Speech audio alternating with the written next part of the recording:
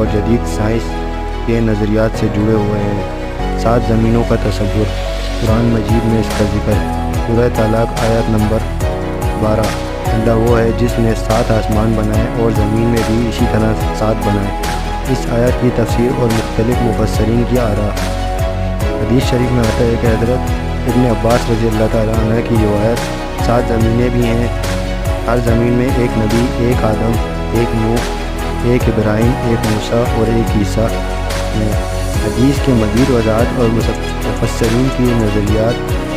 تاریخ اور تہذیبی نظریات۔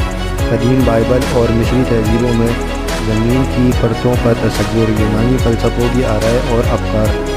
جدید سائنس میں اعلیٰ لباس، ریلیٹیوٹی تھیوری، آئنسٹائن کی تھیوری آف ریلیٹیوٹی اور اس میں چوتھی کے بعد یعنی وقت کا تصور، وقت اور جگہ کا محدود اور اس کا ہماری